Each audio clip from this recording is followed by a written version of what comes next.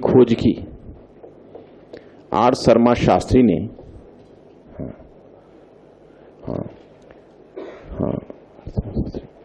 1905 में कौटिल्य के अर्थशास्त्र की खोज की। अब देखो, अभी तुम देख रहे हो कौटिल्य के अर्थशास्त्र की खोज, तो लग रहा है हाँ भाई कौटिल्य का अर्थशास्त्र तो क्या है, लेकिन जब तुम कौटिल्य के अर्थशास्त्र को बृहद परिप्रेक्ष्य में देखोगे तब पता चलेगा कौटिल्य का अर्थशास्त्र 1905 में कितनी महान उपलब्धि मानी गई थी। क्योंकि 1905 का ही वर्ष है जब एक छोटा सा पिग्मी राष्ट्र जापान के हाथों रसिया जैसा एक जाइंट नेशन को पराजित किया गया था। तो जापान के हाथों रूस हारा था और 1905 में ही कौटिल्य के अर्थशास्त्र की खोज हुई थी। तो उसको माना जाता है एशिया के उत्थान से जोड़ा जाता है कि उसके साथ एशिया का उत्थान हुआ। कहोगे क्यों कौटिल्य के अर्थशास्त्र में एशिया का उत्थान क्यों? आगे अनुभव करोगे, जब आगे का जब काल में तुमको कराऊंगा तो आगे मैं अनुभव कराऊंगा। क्योंकि केवल पढ़ना ही पर्याप्त नहीं है, read feel and think. Read के साथ आपको थिंक और फील भी करना चाहिए, एवरीथिंग, यही मेरा मोटो है। अब तुम समझ सकते हो कि मैकियावेली एक विद्वान था पश्चिम का, 16वीं सदी के यूरोपीय विद्वान का नाम था मैकियावेली। तो मैकियावेली के बारे में कहा जाता है कि वही दुनिया में राजनीतिक यथार्थवाद का जनक था। इससे पहले जो राजनीति पर जो भी लिखते थे वो आदर्श की बातें करते थे, महान महान बातें करते थे कि राजा आपके पिता है, प्रजा उसके पुत्र है। जैसे तो राम राज्य में राम ने सब कुछ अपनी प्रजा के लिए त्याग दिया और प्रजा भी राम के लिए अपना सब कुछ त्यागने के लिए तैयार रहते थे। तो पहली बार मैकियावेली ने के बारे में कहा गया कि उसी ने इस धारणा को खंडित किया, कहा कि ऐसा कुछ नहीं है, राजा अपने स्वार्थ से प्रेरित होता है, प्रजा अपने स्वार्थ से प्रेरित होता है। तो स्वार्थ पर आधारित संबंध है। और उसने राजा को कुछ कुछ प्रैक्टिकल चीजें बताई कि जनता को कैसे अपने प्रभाव क्षेत्र में रखा जाए। तो ये बहुत नई चीज मानी गई, इसको राजनीतिक यथार्थवाद कहा गया। मैंने आदर्शवाद से हट के यथार्थ की बात करने लगा। तो उसमें पश्चिम वालों ने कहा कि भाई आधुनिक राज व्यवस्था के जन्मदाता तो हम है, क्योंकि मैकियावेली को हमने पैदा किया। जब कौटिल्य का अर्थशास्त्र 1905 में आया तो कहा अरे मैकियावेली से 2000 वर्ष पहले हमारे यहाँ कौटिल्य आ चुका था जो ये बात कह चुका था। Are you getting this point or not? और उसी वर्ष जापान के हाथों रूस की पराजय हुई तो कहा कि एशिया का उत्कर्ष है। It was suppose to be, Sunil Khilnani लिखते हैं इनकार्नेशंस नामक अपनी बुक में कि the discovery of Arthashastra and defeat of Russia at the hand of Japan were projected as the resurgence of Asia as a whole. एक तरफ सैनिक क्षेत्र में जापान चुनौती दे रहा है रशिया को और वैचारिक क्षेत्र में भारत चुनौती दे रहा है उसकी पश्चिम को। तो ये अपने आप में एक बहुत बड़ी उपलब्धि 1905 के वर्ष में मानी गई। अगर सिर्फ पढ़ते हो कि हाँ भाई कौटिल्य का अर्थशास्त्र आर शर्मा शास्त्री ने खोजा और 1905 में खोजा, केवल इतना ही पर्याप्त नहीं, खोजा उसका एक बहुत बड़ा इंपैक्ट पड़ा। तो प्राचीन ग्रंथों की खोज इन्होंने की, लेकिन फिर इसके बाद इनकी कुछ सीमाएं भी रही। सीमाएं क्या, मैंने पहले ही बता दिया। अगर पूरे मोहल्ले के लोग यह सिद्ध करने का प्रयास करें कि मेरा बच्चा इस मोहल्ले का सबसे खराब बच्चा है और बदले में प्रतिक्रिया में मैं ये सिद्ध करने का प्रयास करूं नहीं यही बच्चा इस मोहल्ले का सबसे बेहतर बच्चा है, अगर वह एक प्रकार के पूर्वाग्रह का शिकार था तो मैं भी तो दूसरी तरह के पूर्वाग्रह का शिकार हो जाता हूं। अब भारतीय इतिहास के कुछ कालों की महान उपलब्धियों की चर्चा इन्होंने करते हुए उसे स्वर्णयुग करार देना शुरू कर दिया। तो स्वर्णयुग जैसी अवधारणा कुछ कालों के लिए। और दूसरी चीज यह है कि इन्होंने राजनीतिक इतिहास पर तो लिखा, सांस्कृतिक इतिहास पर भी लिखा, लेकिन आर्थिक सामाजिक इतिहास पर पर्याप्त रूप में नहीं। आर्थिक सामाजिक इतिहास को इन्होंने दरकिनार किया। फिर जो प्राच्यवादियों ने और उपयोगितावादियों ने गलती की थी, ये गलती इन्होंने भी की। इन्होंने अपने अध्ययन स्रोत के रूप में संस्कृत ग्रंथों को ही आधार बनाया और पाली और प्राकृत जैसे ग्रंथ में आगे भाषा बताऊंगा कि संस्कृत तो अभिजातीय कुलीनों की भाषा थी, ब्राह्मणों की भाषा थी, और पाली और प्राकृत जनसामान्य की भाषा थी। लेकिन अगर आप संस्कृत को महत्व देते हो और पाली और प्राकृत जैसे लोक भाषा को अस्वीकार करते हो तो लोक तक आप पहुंचोगे कैसे? लोक चेतना का ज्ञान आपको कैसे होगा? आप तो बस अभिजात विचारों में ही उलझ कर रह जाओगे। ये समस्या इनके साथ भी आ गई। और लास्ट में कह सकते हो कि भले ही इन्होंने जेम्स मिल के नामकरण को तो चुनौती दे दी, नामकरण को तो चुनौती दे दी, परंतु काल विभाजन को चुनौती कहां दी? यह भी मध्यकाल का आरंभ मोहम्मद घोरी के आक्रमण से ही मानते रहे। तो सीमाएं दे दो, सीमाएं दे दो। पॉइंट फर्स्ट,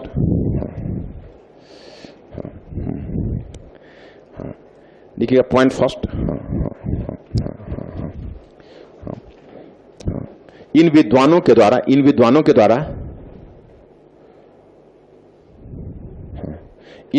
द्वारा प्राचीन भारत के कुछ कालों प्राचीन भारत के कुछ कालों की उपलब्धियों को, प्राचीन काल के कुछ कालों की उपलब्धियों को अनालोचनात्मक, अब देखो ये सबसे घबराना मत, तो हम बता देते हैं, अनालोचनात्मक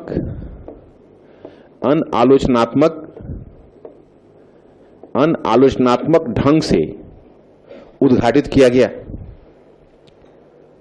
अनालोचनात्मक ढंग से उद्घाटित किया गया, अनालोचनात्मक ढंग से उद्घाटित किया गया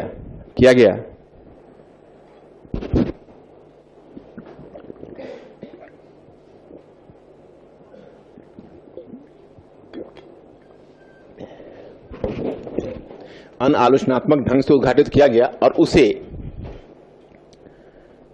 और उन कालों को स्वर्ण युग के रूप में देखा गया, और उन कालों को स्वर्ण युग के रूप में देखा गया, उन कालों को स्वर्ण युग के रूप में देखा गया। अब देखो बच्चों, एक मिनट रुकना, ये जो मैंने अनालोचनात्मक शब्द कहा वो तुमको थोड़ा कष्ट दे रहा होगा, मैं बताता हूं। जब किसी चीज का मूल्यांकन होता है तो उसका पक्ष और विपक्ष दोनों तौल के तब निर्णय लिया जाता है। जैसे आप अगर मान लो गुप्त काल को ही स्वर्ण युग बोलते हो, ठीक है बोलो, लेकिन आप अर्थव्यवस्था पर भी तो नजर डालो, समाज पर भी तो नजर डालो। उस काल में जो राजनीतिक संबंध है, जिसको सामंतवाद जैसी चीज कही गई, उस पर भी तो हल्की सी फोकस डालो। अब देखो, इसमें मैं आपको संशोधनवादी विद्वान बताऊंगा, जैसे उपिंदर सिंह भी कहते हैं कि स्वर्णयुग शब्द तो अब देखो, अब राष्ट्रवादी बीते हुए दिनों की चीज हो गया। कहोगे भाई ये गवर्नमेंट राष्ट्रवादी को पुनर्स्थापित नहीं कर सकते इतिहास लेखन। ज्यादा से ज्यादा जो कर रहा है वो मार्क्सवादियों को काट रहा है और संशोधनवादी विचार दे रहा है, लेकिन राष्ट्रवादी तो कोई लौट नहीं सकता, क्योंकि बहुत पीछे बोल गए ना, बहुत बातें इनके आउट ऑफ फैशन चली गई।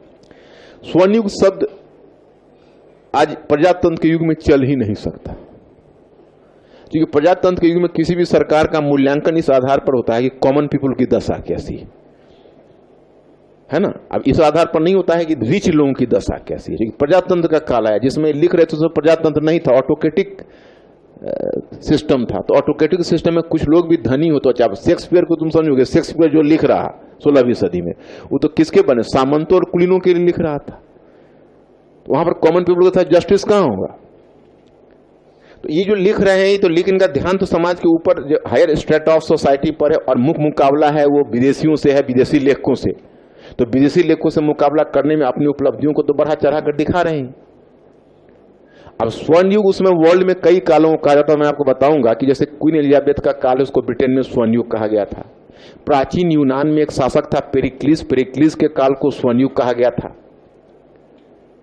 और भारतीय इतिहास में गुप्त काल को, चूल काल को और मुगल काल को स्वर्ण युग की संज्ञा दी जा रही थी। लेकिन दुनिया में स्वर्ण युग शब्द ने अपना रेलिवेंस ही खो दिया, क्योंकि हर जगह परीक्षण हुआ तो पाया गया कि कॉमन पीपल की दशा किसी भी काल में अच्छी नहीं रही है। क्योंकि अगर ऊपर समृद्धि दिखी है तो कॉमन पीपल का खून चूस के ही दिखी है। इसलिए स्वर्ण युग जैसी धारणा सब जगह खंडित होती चली गई। लेकिन अब इधर जो आए हैं नए नए आर्कियोलॉजिस्ट, वो कहते हैं ये भाई सुनो, ठीक है राष्ट्रवादी स्वर्ण युग कहते हैं, वो भी थोड़ा ज्यादा बोल रहे हैं। आप मार्क्सवादी कहते हो कि सामंतवाद का काल था और केवल उस युग की को आप गालियां देते हो। मैंने कहते हो कि अब जैसे डी कौशाम्बी कहेंगे, मार्क्सवादी विद्वान, कि कालिदास, भारवी और हरिसेन, अजंता तथा देवगढ़ के दशावतार मंदिर की उपलब्धियों के नीचे दबे और पीसते हुए वे लोग थे जिनके गीत गाने वाले कोई हरिसेन, वसभट्टी और वासुल नहीं था। मैंने एकदम आंसू बहा देते हैं कि भाई कॉमन पीपल का ऐसा शोषण हुआ और आप इसको गोल्डन एज करें। उपिंदर सिंह कहते हैं कि देखिए आप गोल्डन एज मानिए या ना मानिए, इतना तो आपको मानना पड़ेगा कि गुप्त काल में पूरे साहित्य को और कला को हम काउंट करते हैं तो लगता है कि उपलब्धियां बहुत है भाई। किसी एक काल में इतनी कलाकृतियां, अजंता के चित्र और ये सारनाथ की मूर्ति कला और नागर शैली की आधारशिला वहीं निर्मित हुई, कालिदास, विशाख दत्त, शूद्रक, अब ऐसी रचनाएं, पंचतंत्र की कथा, विष्णु है ना शर्मा, इस तरह से इतने सारे विद्वान लेखक, और किसी काल में नहीं। तो भैया तुम कहते हुए आर्थिक पतन का काल है, तो उपेंद्र सिंह ने वैलिड क्वेश्चन ये उठाया कि एक चीज बताइए कि इतने सारे जो कलाकार और साहित्यकार हैं उनको संरक्षण कौन दे रहा है? क्या ग्रामीण लोग दे रहे हैं? अगर नगर का पतन हो रहा था तो कालिदास कहाँ गांव में रहेंगे और उनको कोई गांव का कोई किसान उनको खिलाएगा? अगर नगर नहीं थे तो इतनी कलाकृतियों को संरक्षण कैसे दे रहा था और कौन दे रहा था? कोई सब्सिडी पर वो चल रहे थे, समझ लो कि नहीं? तो बड़ा वैलिड क्वेश्चन उठाया था। आज की तारीख में तुमको लिखना होगा तो हम तुमको ये वाला अप्रोच बता देंगे कि हाँ भाई किस तरह से तुम स्टैंड ले लो, तो वो तो हम तुमको अप्रोच बताते जाएंगे। अप्रोच अगर हम इसलिए पहले तुमको इतिहास देखने बता दे कि तुम्हारा दिमाग पहले थोड़ा सोचिएगा तभी ना, कि वहां पर जाके तो क्वेश्चन को खुद टैकल करना पड़ता है।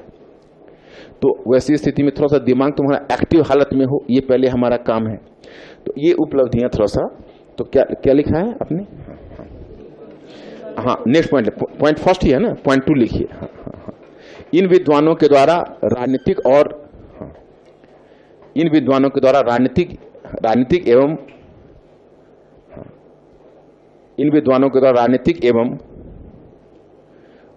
एवं सांस्कृतिक इतिहास के अध्ययन पर विशेष बल दिया गया। इन विद्वानों के द्वारा राजनीतिक एवं सांस्कृतिक इतिहास के अध्ययन पर विशेष बल दिया गया। अध्ययन पर विशेष बल दिया गया।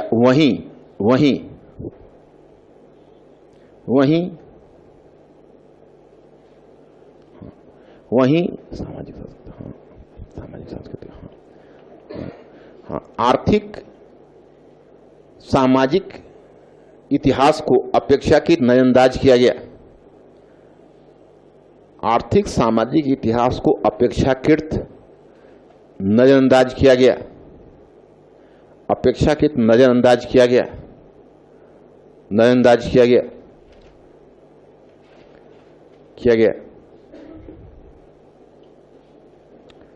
नेक्स्ट पॉइंट लिखिए। इन विद्वानों ने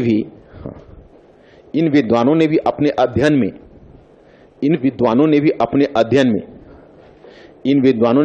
अध्ययन में संस्कृत ग्रंथों को ही महत्व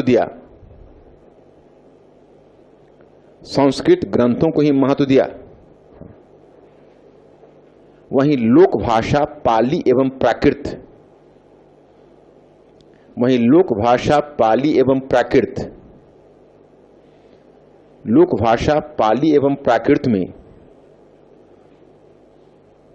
प्राकृत में लिखित ग्रंथों को नजरअंदाज किया।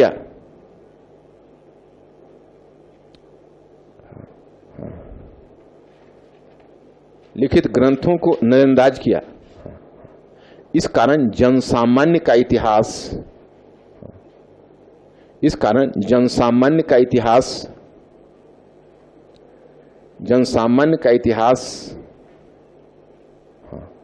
महत्व नहीं पा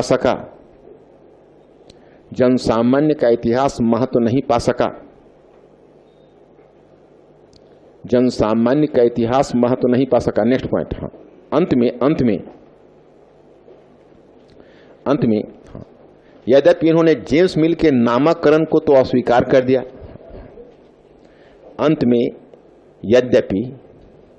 यद्यपि इन्होंने जेम्स मिल के नामकरण को तो अस्वीकार कर दिया,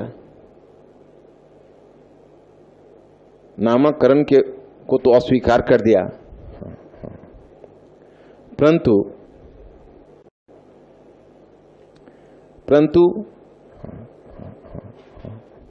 उसके काल विभाजन के आधार को बने रहने दिया।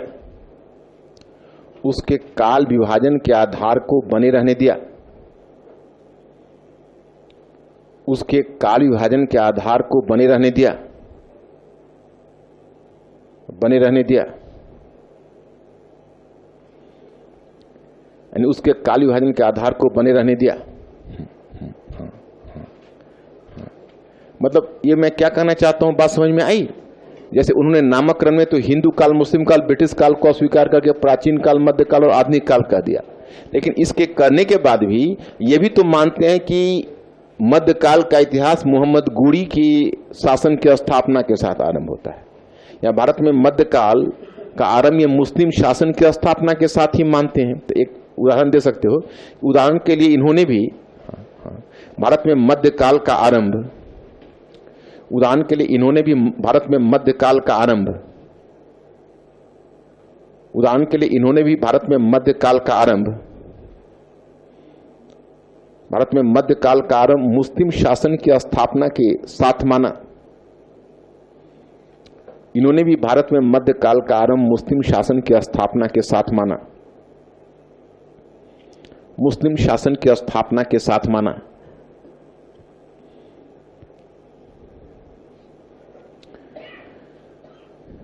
अब बच्चों यही राष्ट्रवादी इतिहास लेखन का है, तत्काल इतना जान लो।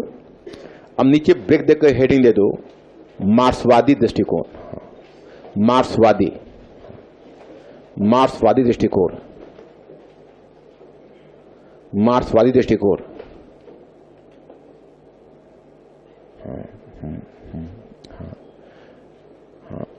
लिखिएगा, हाँ हाँ हाँ हाँ हाँ हाँ, लिखिए, हाँ लिखिए, हाँ हाँ लिखिए, हाँ हाँ हाँ हाँ, इस दृष्टिकोण को, हाँ हाँ इस दृष्टिकोण को लेकर चलने वाले लेखकों ने, इस दृष्टिकोण को लेकर चलने वाले लेखकों ने इतिहास में परिवर्तन की व्याख्या, इतिहास के में परिवर्तन की व्याख्या, परिवर्तन की व्याख्या में, परिवर्तन की व्याख्या में मार्क्स के द्वारा प्रतिपादित, मार्क्स के द्वारा प्रतिपादित, मार्क्स के द्वारा प्रतिपादित वर्ग संघर्ष, मार्क्स के द्वारा प्रतिपादित वर्ग संघर्ष की अवधारणा को महत्व दिया, की अवधारणा को महत्व दिया,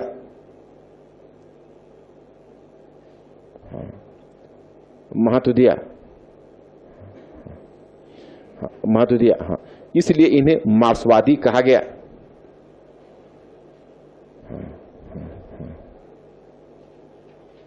इसलिए इन्हें मार्क्सवादी कहा गया, इन्हें मार्क्सवादी कहा गया। देखो बच्चों, मार्क्सवादी इतिहास लेखन एक बहुत बड़ा डायरेक्शन लाया है इतिहास लेखन में, और मार्क्सवादी इतिहास लेखन ने इतिहास को वर्णन से विश्लेषण की तरफ मोड़ा है। तो एक बहुत बड़ी उपलब्धि इनकी आप मान सकते हो, लेकिन इनकी भी अपनी सीमाएं भी है।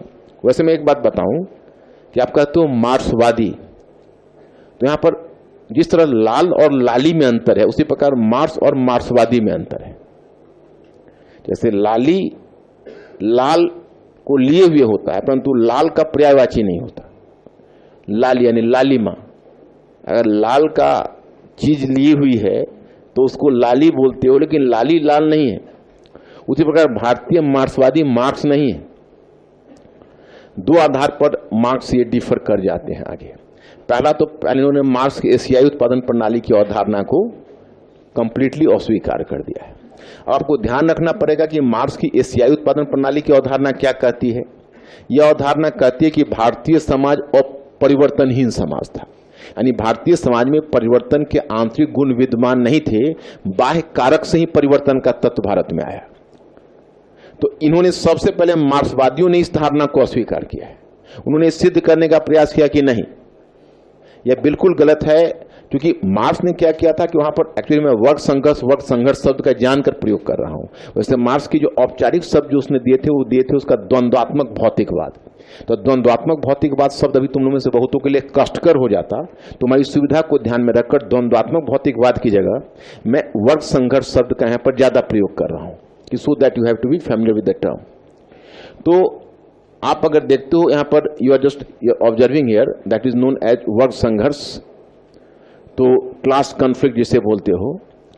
तो ये क्लास कॉन्फ्लिक्ट को मार्क्स ने पश्चिम के संदर्भ में क्लास कॉन्फ्लिक्ट अथवा वर्ग संघर्ष की अवधारणा दी थी, और वर्ग संघर्ष को मार्क्स ने परिवर्तन का एक मूल कारण माना था कि that is a major factor of change.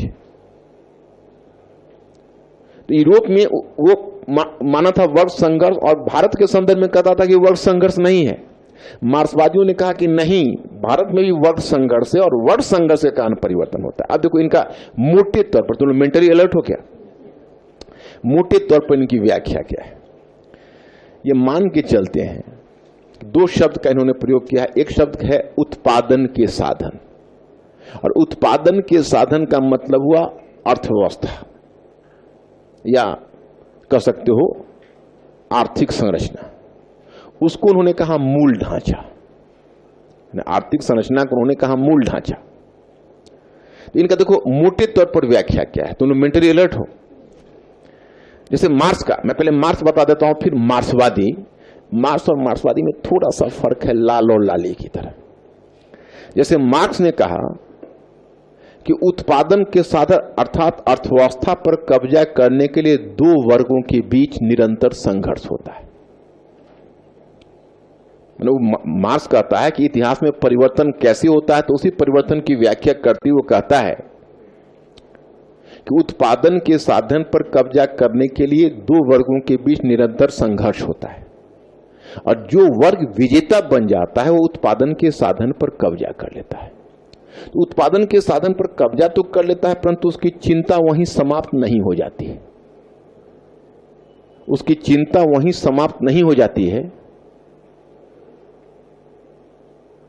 क्योंकि वह इस बात को भली भांति जानता है कि अभी तो हमने उत्पादन के साधन पर कब्जा कर दिया, लेकिन जो वर्ग संघर्ष तो रुक नहीं जाता। उसका मानना है कि वर्ग संघर्ष निरंतर होता है। तो जो वर्ग विजेता होता है वो अर्थव्यवस्था पर नियंत्रण स्थापित कर लेता है, उत्पादन के साधन पर कब्जा कर लेता है।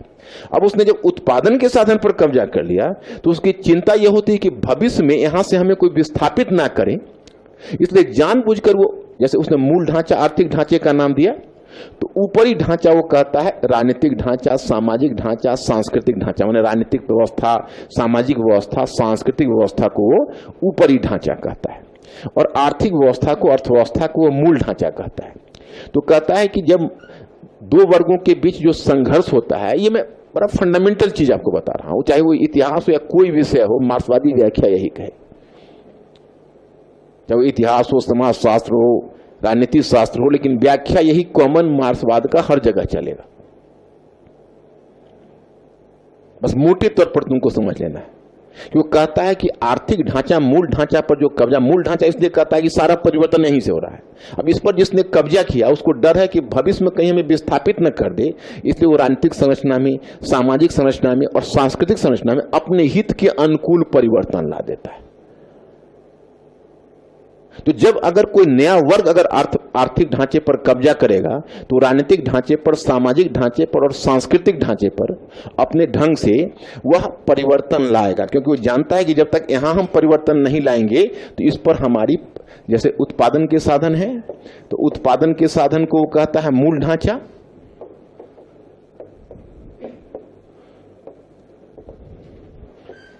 मूल ढांचा, और यही मूल ढांचा उसका जो होता है वही होता है आर्थिक संरचना।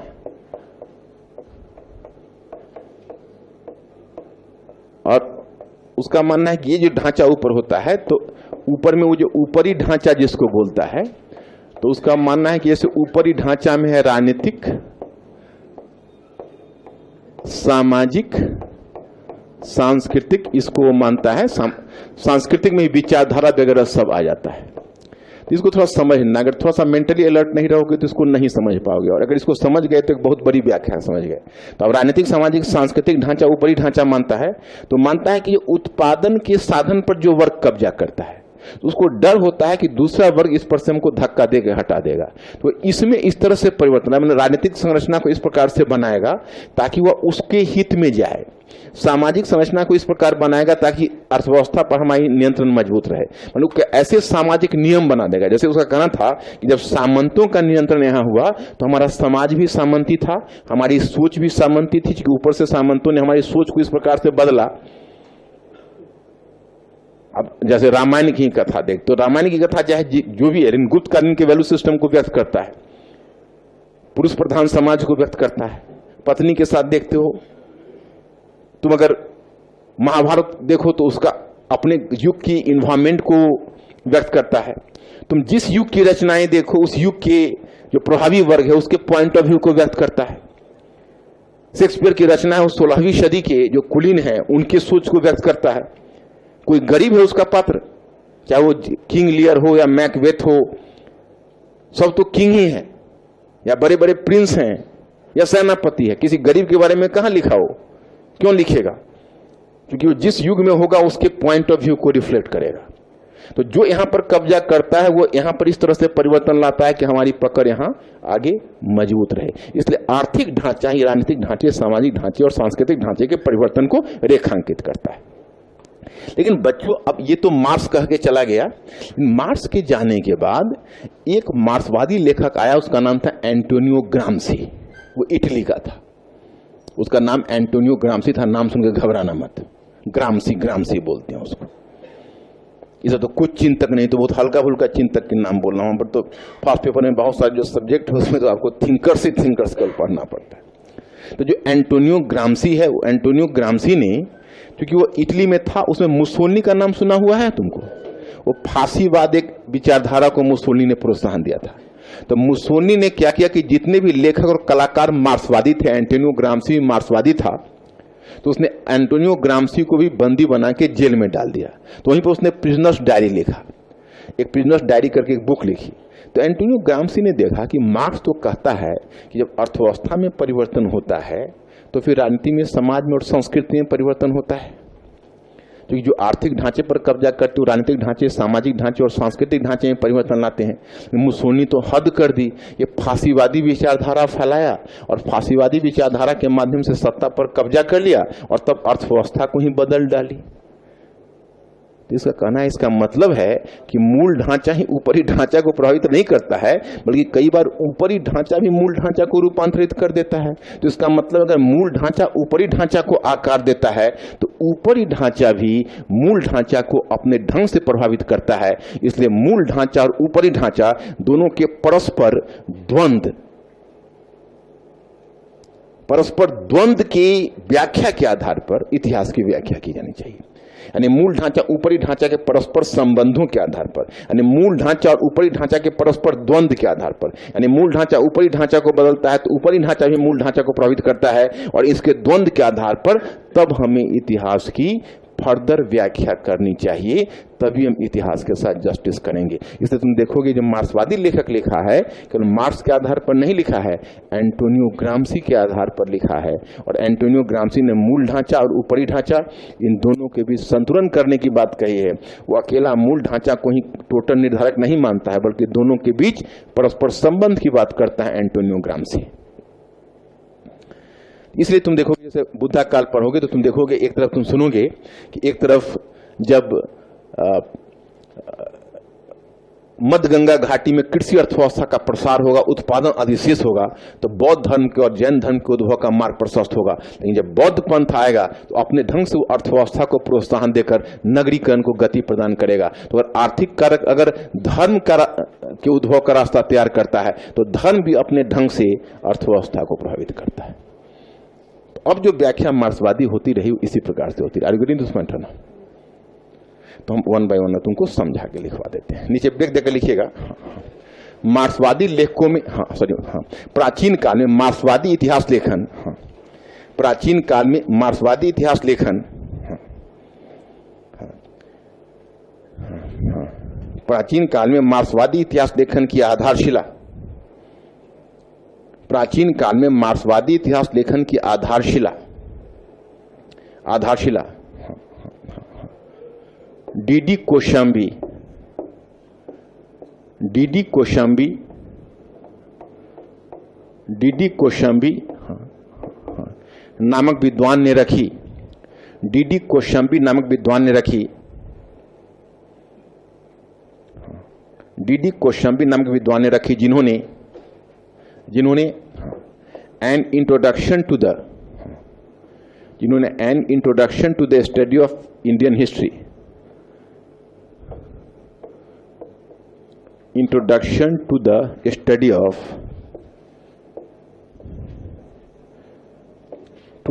ऑफ इंडियन हिस्ट्री,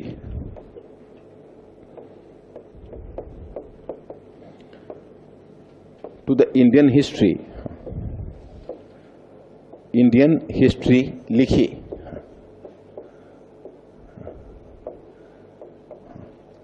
नाइनटीन 1956 में लिखी थी। 1956 में 1956 कर दो।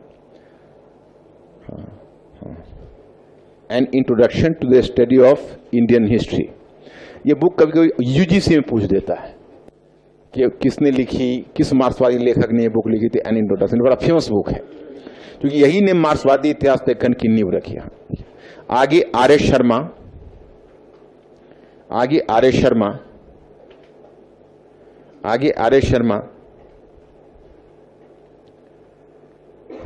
डी एन झा,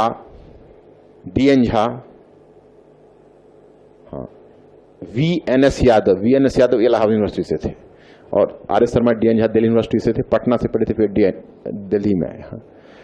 तथा वी एन एस यादव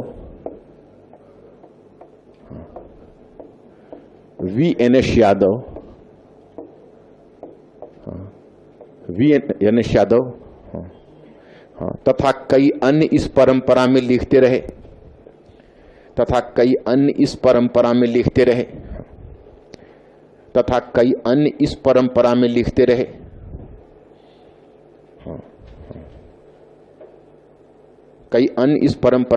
रहे। देखो मैंने आपको बताया कि जैसे डीडी कोशाम्बी बेसिकली हिस्टोरियन पहले नहीं थे, बाद में हिस्टोरियन हुए। और बिपिन चंद्रा भी जो मॉडर्न हिस्ट्री में इतना योगदान था, वो पहले इंजीनियर थे, फॉरेन कंट्री से इन्होंने इंजीनियरिंग की थी, बाद में हिस्ट्री की तरफ आकर्षित हुए। तो देखो मॉडर्न में कितने बड़े विद्वान हो गए। ये मैथमेटिशियन थे, बाद में अपने पिता जेठे धर्मानंद कोसाम्बी के प्रभाव में, बुद्धिस्ट स्टडी के विद्वान थे, उन्हीं के प्रभाव में इन्होंने सीखा था। और मात्र 45 ईयर्स के एज में मर गए। अदरवाइज ये कुछ और भी कंट्रीब्यूट करते हिस्ट्री को। न्यूमिस्मेटिक्स को इन्होंने एस्टेब्लिश किया था। बाद में आर एस शर्मा बहुत लंबे समय तक सेवा की इतिहास की, 2011 में गुजरे हैं। यूपीएससी ने उनको सम्मान देने के लिए कम से कम 1.5 क्वेश्चन पूछा उनके बुक इंडियन फ्यूडलिज्म से, क्योंकि एंशिएंट हिस्ट्री में वो सब बहुत बड़े पिलर थे। फिर डी एन झा भी जीवित हैं, उन्हीं की शिष्य परंपरा से थे। डी यू मेहरिन काफी अब वो भी रिटायर्ड हैं। और V N S Yadav Allahabad university से थे। पॉसिबली शायद उनको लगता है उनका डेथ हो गया होगा अब तक, वो पहले काफी बीमार रहते थे। तो वो भी मतलब इस परंपरा में लिखते थे। और वी एन एस यादव हालांकि दिल्ली से नहीं थे, इलाहाबाद से थे, उन्होंने बहुत बड़ा कंट्रीब्यूशन किया है इसमें। और अभी वर्तमान में हमको पता नहीं कि वो जीवित हैं, लिख रहे हैं कि नहीं, हो सकता है कि हो भी, लेकिन अब हमको लगता है कि शायद एक्टिवली शायद काम नहीं कर रहे। तो इन विद्वानों का, अब रोमिला थापर तुम कहोगे तो रोमिला थापर की बड़ी अजीब विषय थी। उस अपने को सोशल हिस्टोरियन कहती हैं। सोशल हिस्टोरियन मैंने मार्क्सवादी नहीं कहती है, मतलब कोई अगर मार्क्सवादी उनको कह देता है तो चिढ़ जाती है। वो कहती हैं कि भाई लोगों की परंपरा रही है, विशेषकर आजकल के जो दक्षिणपंथी लेखक हैं उनकी परंपरा रही है कि प्राचीन काल में जो विरोधी विचार रखने वाले लोग थे उनको नास्तिक नाम दे देते थे, और अभी जो विरोधी विचार रखने वाले लोग हैं उनको मार्क्सवादी नाम दे देते हैं। मतलब उनका ये कहना था कि जैसे प्राचीन काल में, उनका कहना था कि प्राचीन काल में जैसे अब चारवाक है या अजित केस कमरिन है, जो ब्राह्मणों के अगेंस्ट में लिखा तो उसको नास्तिक करार दे दिया गया। तो उसी प्रकार से इनका कहना है कि प्राचीन काल में जो लिखते थे उस समय के अभिजात्य के अगेंस्ट में, तो उसको नास्तिक करार दे देते थे, अभी मार्क्सवादी करार दे देते हैं। तो वो अपने आप को सोशल हिस्टोरियन कहते हैं। बाकी लोग कहते हैं कि भाई वो भी मार्क्सवादी के ही भाई बिरादर हैं, कोई अलग नहीं है, मतलब वो भी वही हैं। तो खैर एनीवे, तो इस तरह से तुम देखते हो कि मार्क्सवादी। अब नीचे व्यक्ति का लिखिएगा विशेषता, डैश देकर, विशेषता करके डैश दे दो, पहले विशेषता करके डैश दे दो, डैश देकर लिखिए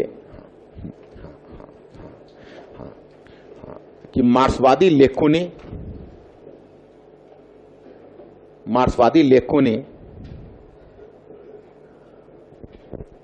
ने इतिहास की एक भिन्न व्याख्या प्रस्तुत की। इतिहास की एक भिन्न व्याख्या प्रस्तुत की।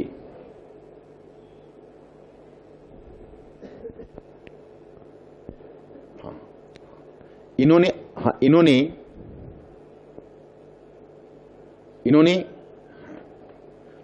इतिहास में आर्थिक ढांचा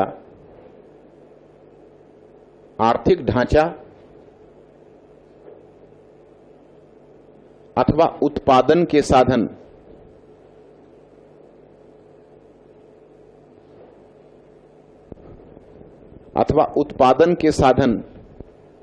को विशेष महत्व देते हुए यह दर्शाया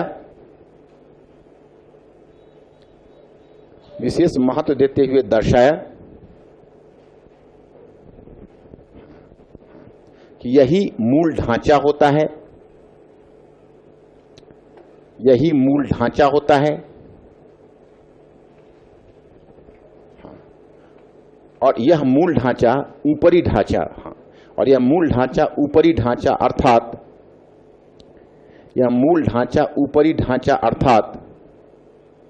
अर्थात राजनीतिक सामाजिक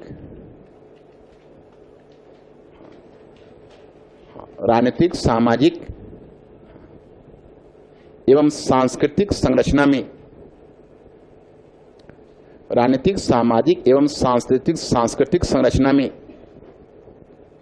सांस्कृतिक संरचना में परिवर्तन का आधार प्रशस्त करता है।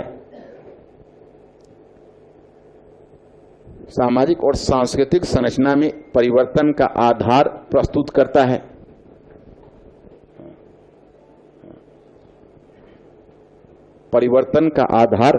करता है।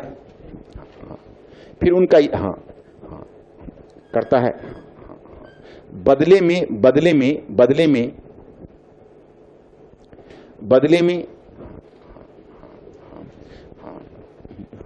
राजनीतिक, सामाजिक और सांस्कृतिक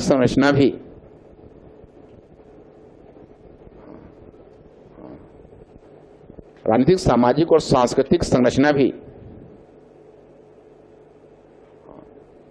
आर्थिक ढांचे को प्रभावित करता है।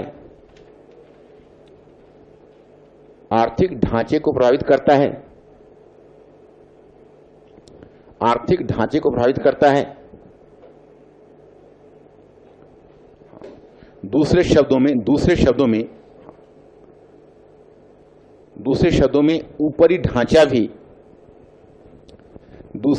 में ऊपरी ढांचा भी मूल ढांचे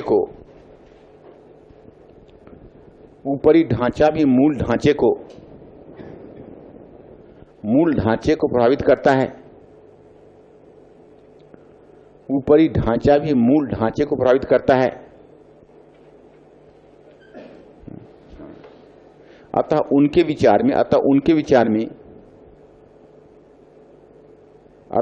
विचार में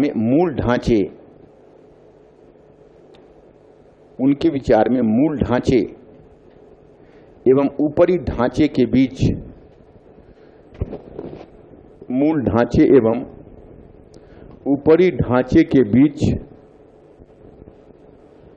ढांचे के बीच परस्पर संबंधों के आधार पर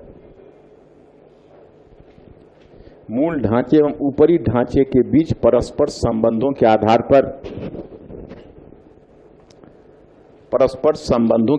पर इतिहास की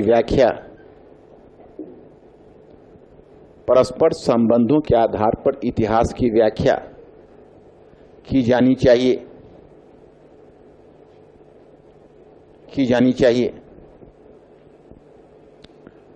देखो बच्चों, मैंने विशेषता आपको लिखवा दी और समझा भी दिया है। फिर घर पर एक बार जाके पढ़ लेना। अगर फिर भी ना समझ पाए तो कल पूछ लेना तुम हमको, तो हम फिर बाकी सेकंड टाइम भी समझा देंगे। लेकिन एक टाइम तुम घर पर जाके इसको पढ़ के इसको समझने का प्रयास करना। तो ये तो हो गई विशेषता। अब नीचे ब्रेक देकर लिखिए योगदान।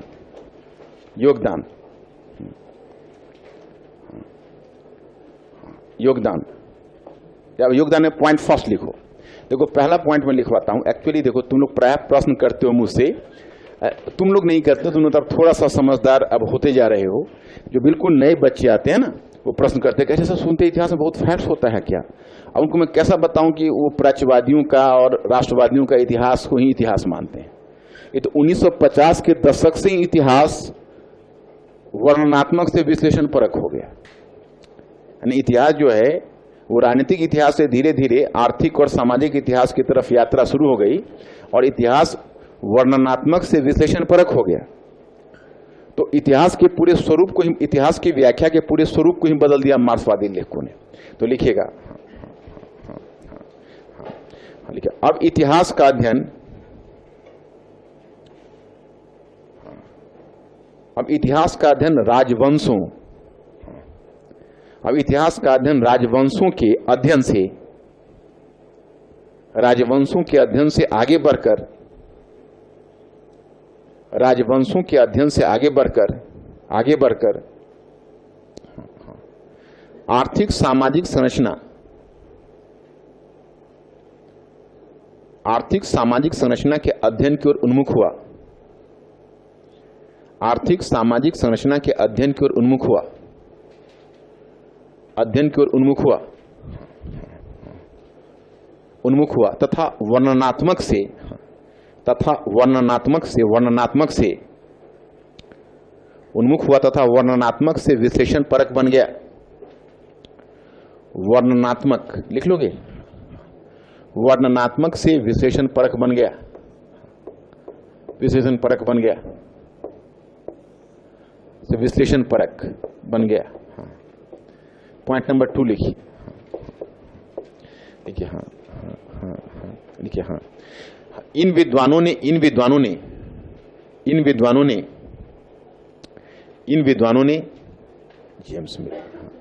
जेम्स मेल, इन विद्वानों ने जेम्स मेल के काल विभाजन को चुनौती देते हुए, काल विभाजन को चुनौती देते हुए, काल विभाजन को चुनौती देते हुए यह स्थापित करने का प्रयास किया, यह स्थापित करने का प्रयास किया, यह स्थापित करने का प्रयास किया कि मध्यकाल के आगमन के लिए, मध्यकाल के आगमन के लिए हमें मोहम्मद गोरी,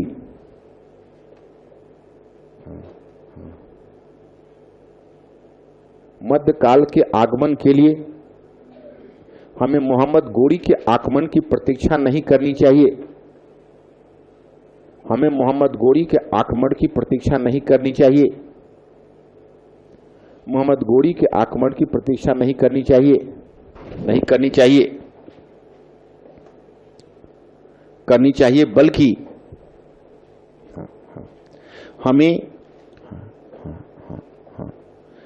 हमें आर्थिक सामाजिक ढांचे की, हमें आर्थिक सामाजिक ढांचे की, आर्थिक सामाजिक ढांचे की उन कमजोरियों का अध्ययन करना चाहिए, हमें आर्थिक सामाजिक ढांचे की उन कमजोरियों का अध्ययन करना चाहिए, करना चाहिए जिस कारण से मोहम्मद गोरी का आक्रमण सफल हुआ, जिस कारण से मोहम्मद गोरी का आक्रमण सफल हुआ, सफल हुआ,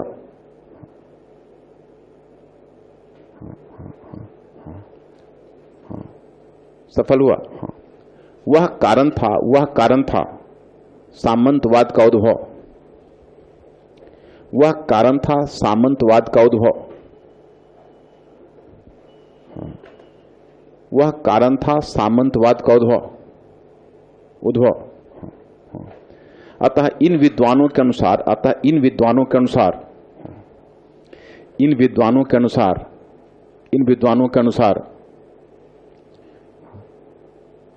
कि भारत में मध्यकाल का आरंभ, भारत में मध्यकाल का आरंभ, मध्यकाल का आरंभ सामंतवाद के उद्भव के साथ ही, भारत में मध्यकाल का आरंभ सामंतवाद के उद्भव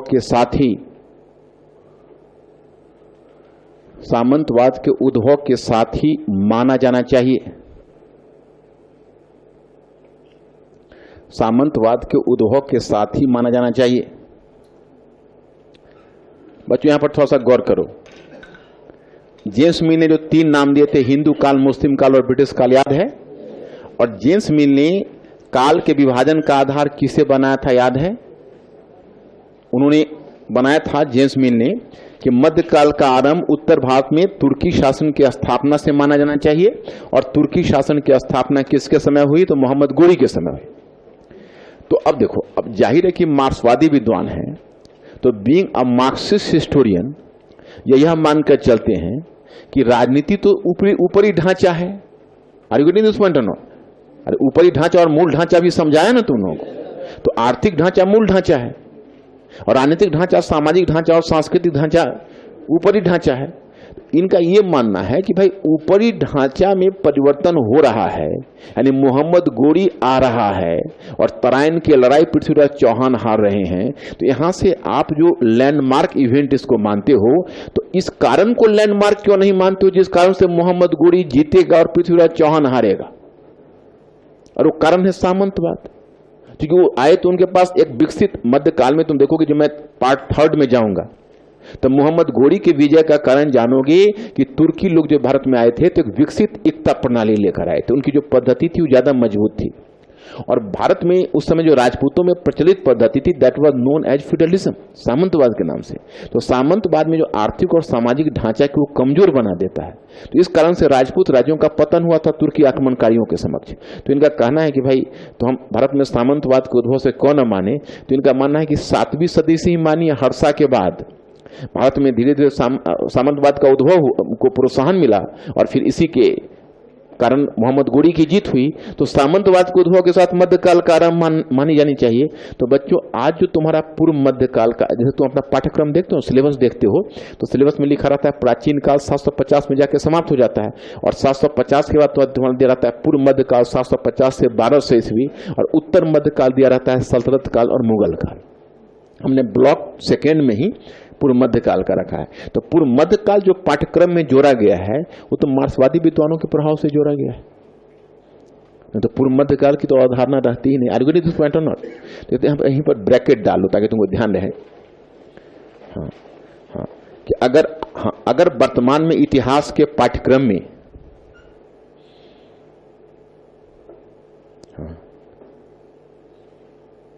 अगर वर्तमान में इतिहास के पाठ्यक्रम में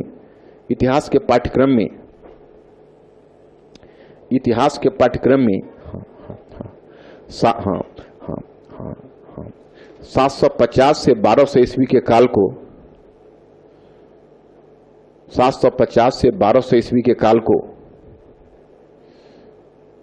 750 से 1200 ईस्वी के काल को एक पृथक काल करार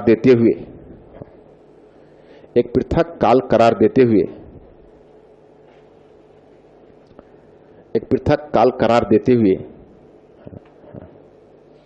उसे पूर्व मध्यकाल की संज्ञा दी गई है। उसे पूर्व मध्यकाल की संज्ञा दी गई है।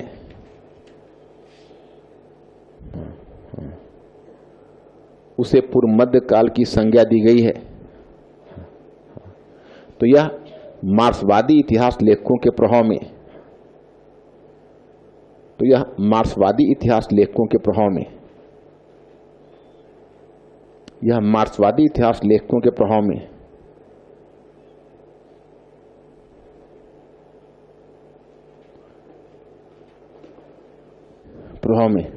ओके, इतना समझ गए होगे।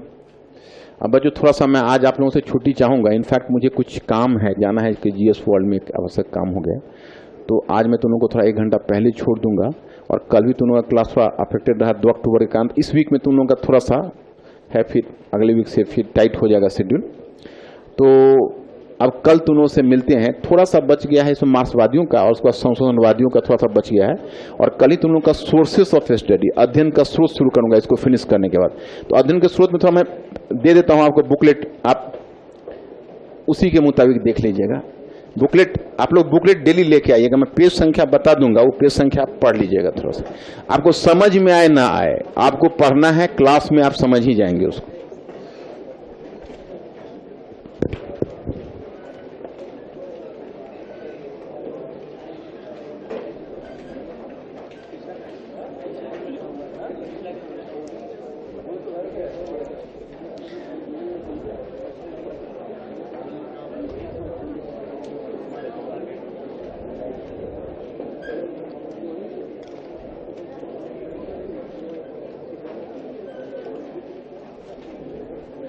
देखो आप पेज संख्या 8, 9, 10, 11